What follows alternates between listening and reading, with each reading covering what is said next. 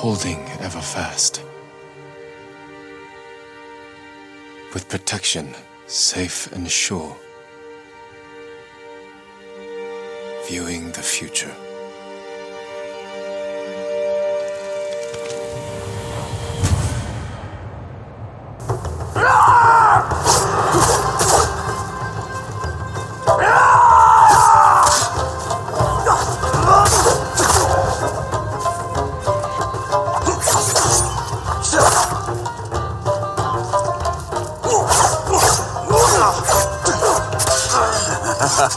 Ryuzo's stories don't do you justice. They never did.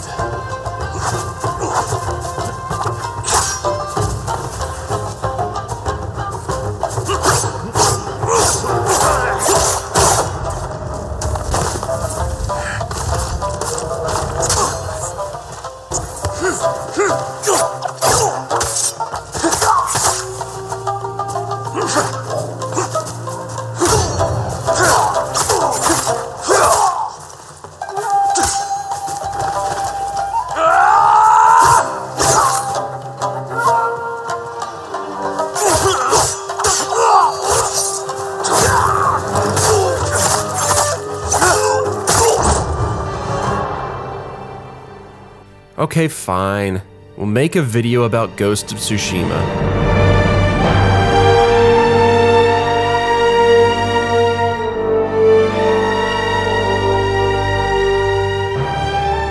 A year ago, I told myself that in an exercise in creative analysis and, well, just to help myself focus on finishing some video games I had started, I would make a video essay about every game that I played throughout the year.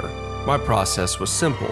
Start a game, make mental notes about different elements of that game as I played through it, then make physical notes whenever I came to a conclusion about that element or if it reminded me of something in my life that I felt like relating it to.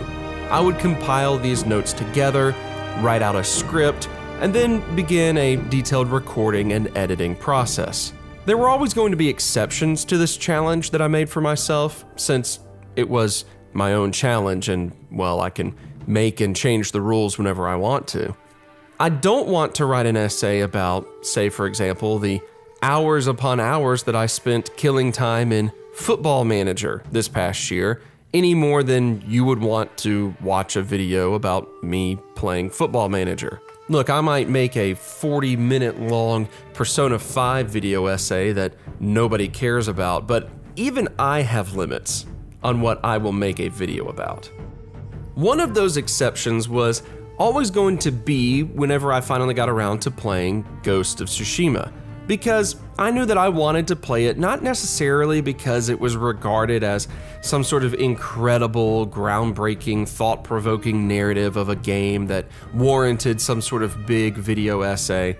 No, I wanted to play it entirely for this weird personal samurai obsession that I've had for most of my life.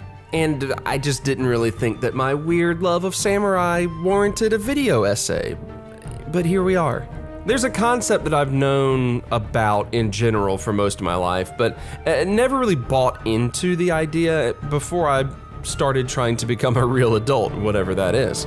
It's the concept that I think all adults come to grips with at some point that separates us from high schoolers, and if we accept this, then we separate ourselves, and if we don't accept this, then we are simply 35 to 40-year-old high schoolers. But it's this concept of being able to like what we like without bending to peer pressure over what we should or shouldn't enjoy. For some people, that's a lesson that they learn in high school, and they set themselves apart from their peers. But some of us never really actually learn it. Some of us never really fully embrace it, and it's something that, well, we look back on and we just kind of go with the flow all the time. We like whatever's popular just because it's popular, and we kind of would like to be one of the popular kids. But on the flip side of that, if you're able to embrace this life lesson, then simply put, sometimes you're gonna enjoy something that isn't all that great. The major factor at play in all of this that makes this sensation or lesson all right is whether you can handle the inner conflict of being ashamed of enjoying something that you know isn't really all that great. Sometimes you have to be willing to admit that a particular show you love to watch, or a particular movie that is a favorite, or a band or song that you can't stop listening to, or in this case, video games. Maybe that particular thing isn't amazing, but you still love it, and you don't really care what people think about you for loving it. That's essentially how I feel about Ghost of Tsushima. And before I go any further, let me go ahead and say, obviously, Ghost is not a bad video game. In fact, you'd probably be hard-pressed to find anybody that does have the opinion that it is, in fact, bad. Most people are going to even say that it's a pretty good game. I happened to get pretty burned out on open-world action games a little while back, so I took a break from them. And I think that I picked a good one to come back to, one that kind of grows on you as you get further through it. But we do have to face the facts that open world action games are kind of a dime a dozen these days.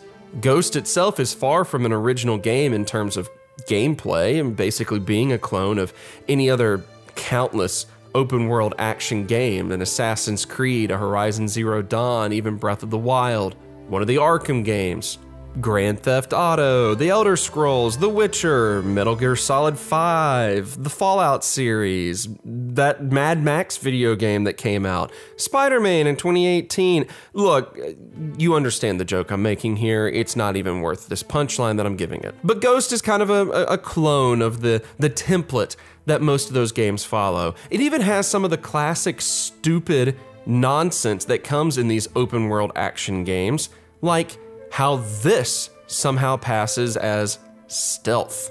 And even though this is set in the 1200s, they give you a magical grappling hook because I guess the one thing that we really needed was a samurai game that makes you feel like you're Spider-Man.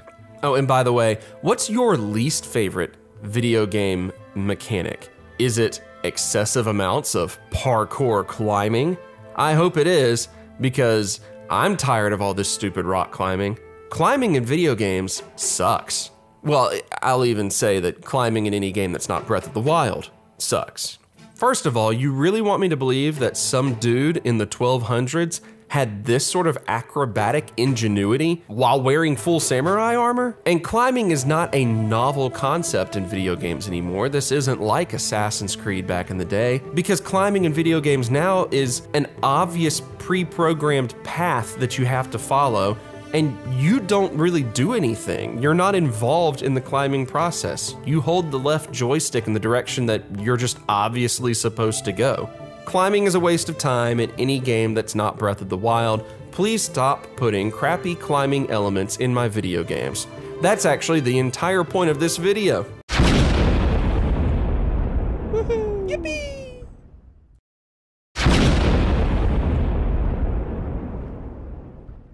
Okay, all right, in spite of all of that, in spite of being a clone of any Assassin's Creed game, I ended up loving Ghost of Tsushima a lot more than I even thought I would, knowing that I kind of had a bias towards loving samurai games. I loved this game more than any Assassin's Creed, other than Black Flag. Obviously, that goes without saying, Black Flag is just really good. I might even have enjoyed Ghost of Tsushima more than I enjoyed Horizon Zero Dawn, and I say that knowing full well that it is not as good of a video game as Horizon Zero Dawn. I'll admit that, and I'm still a little undecided about whether I enjoyed it more or not. But I might have, and so I think that's worth mentioning in this video. Again, it goes back to that weird concept of when you know that you shouldn't enjoy something as much as you do, and yet you still do enjoy it that much. It's important to be willing to say that, yes, I like this thing more than I should, and I'm okay with liking it. There's a lot of people that are gonna tell me that I should not enjoy this game more than Horizon Zero Dawn, and I understand why they say that, but it won't change my mind.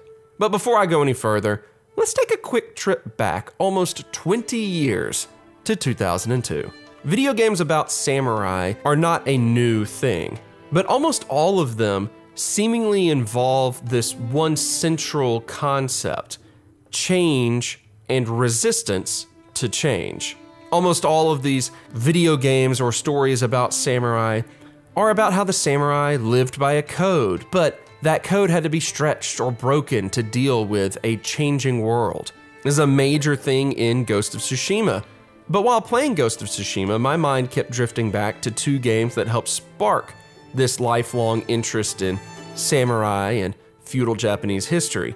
The first of which being a game called Kessin.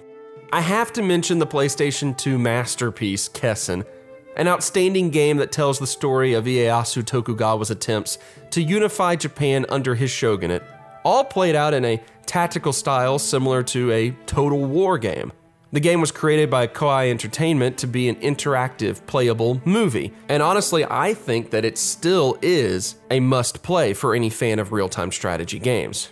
I played Kessin on a whim during those glory days of the PS2. Actually, can we just take a quick moment to remember how significant the launch of the PlayStation 2 was? Like, that launch took the entire video game world into a dynamic new realm of possibility. What a console, the PlayStation 2.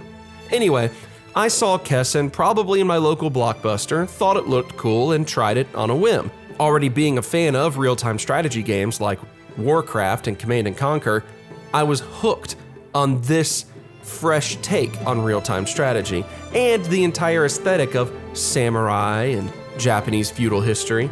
Kessin was a very influential game for me, but it wasn't the game that I reminisced most about while playing Ghost of Tsushima.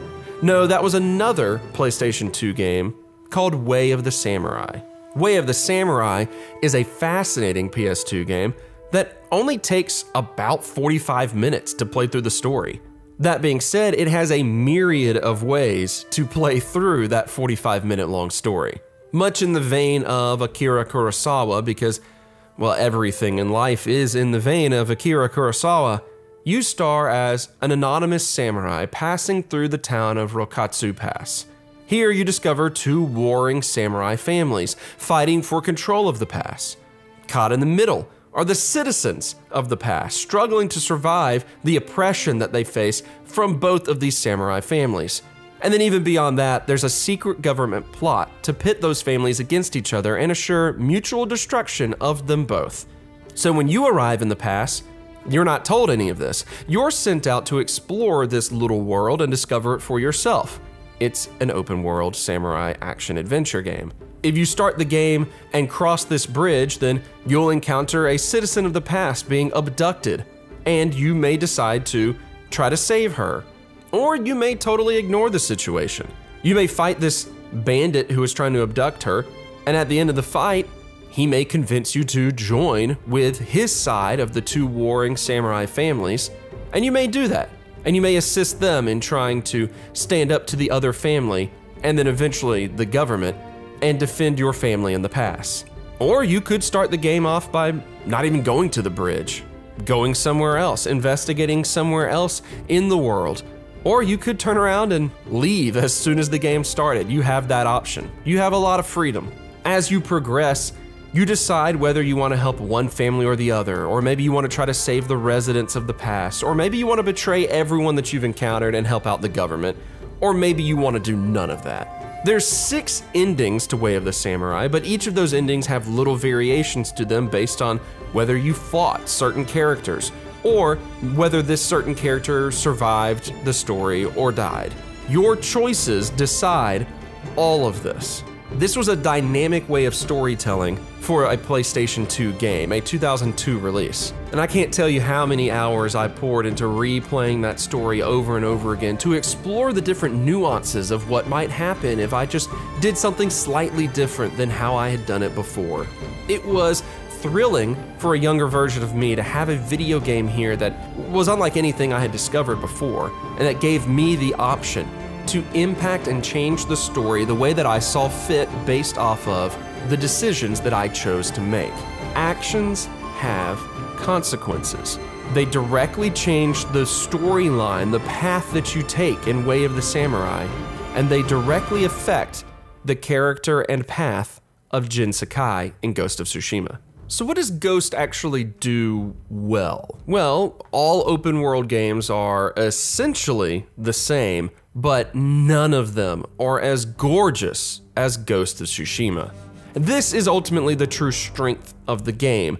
It makes it almost impossible to decide whether you want to play it in regular full color mode or in Kurosawa mode. Spoiler alert, most of the time, you really want to play it in Kurosawa mode. They did a freaking good job.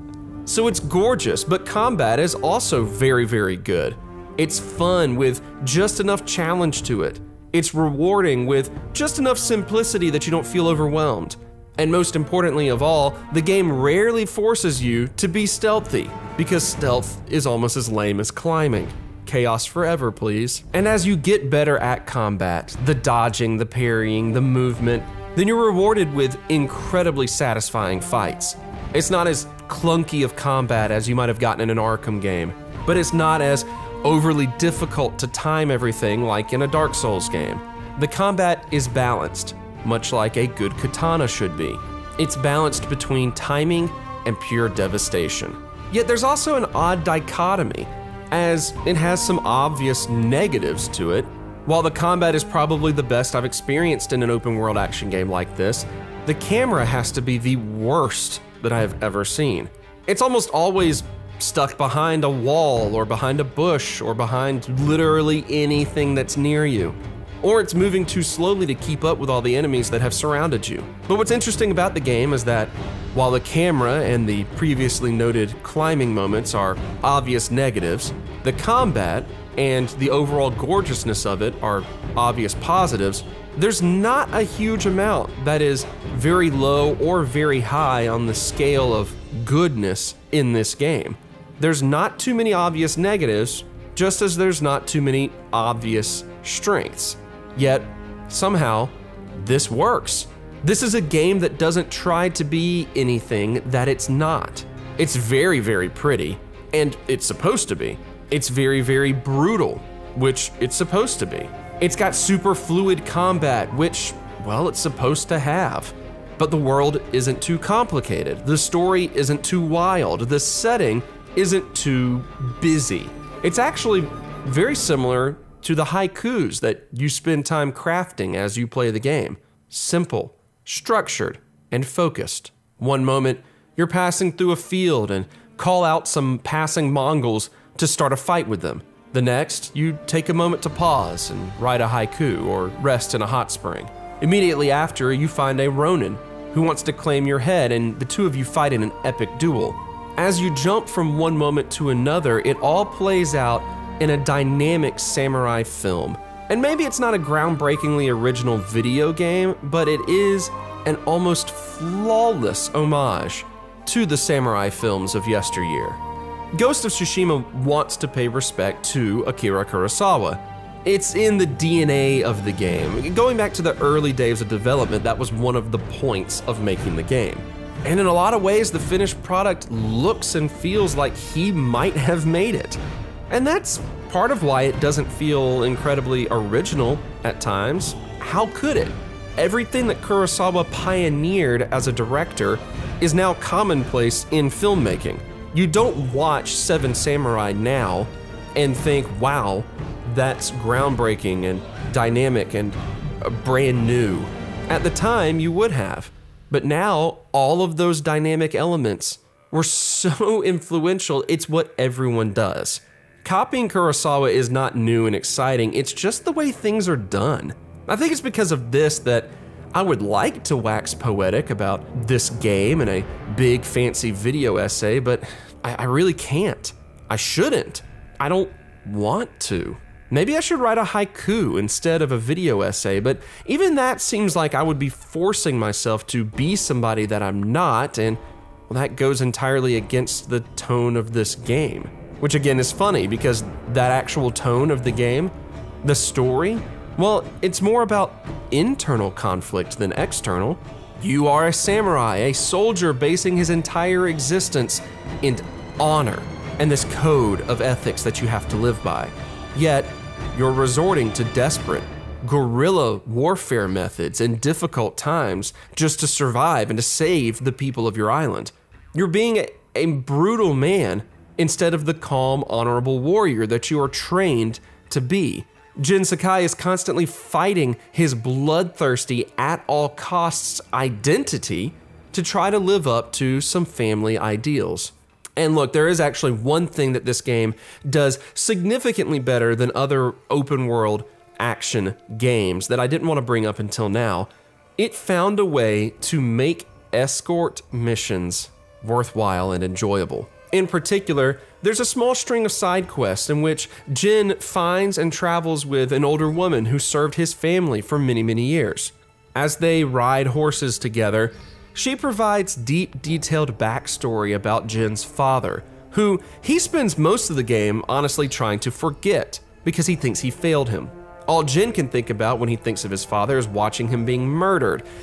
So, not really great, fond memories. But this servant who helped raise Jin tells him stories about his father that he never knew, along with how much she loved and respected him, and how much Jin has started to resemble him. It makes the rides with her worthwhile, even if they are just boring escort missions, because they actually give Jin insight into why he feels so conflicted, so unsure of his actions, so torn between his history and his future. And all of this, from the backstory to the tone of the warfare that he embarks on, is at times very symbolic of Japanese history, in that there's a lot of Japanese history that leans towards them being a nation based on a strong yet rigid internal identity. When an external influence arrived, they had a major struggle to decide what to do next. Do they stick headstrong to their internal ideals, or do they adapt to the modern world? In Kessin, modern warfare, the usage of guns and cannons and ninjas was all over the place. It was just accepted because it was the way it had to be done. In Way of the Samurai, the modern world is rapidly encroaching on the little town of Rokatsu Pass, and your actions affect how it all plays out. In Ghost of Tsushima, this conflict is exemplified by the fact that the biggest conflicts presented in the game are not the external Mongol invasion, but Jin Sakai's identity as the Ghost. Trying to be an honorable samurai, but also needing to bend those rigid rules in order to survive and protect his home. Wow, I guess actually that ends up being something that we can all relate to, right? Trying to hold on to our own identities while moving in a constantly changing world. Ah, dang it, did I start waxing poetic about this game after all? My bad. Either way, Ghost of Tsushima is an open world video game, just like the millions of open world video games that are out there. But I loved it. And I loved it because it knows its identity as an open world action video game.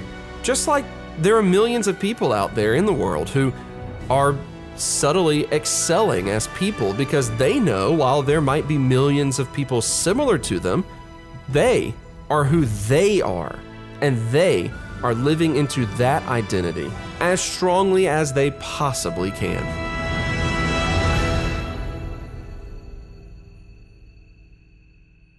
Boom, video essay, did it! Stay tuned for part 2 where I talk for a half hour about how much Lady Masako sucks.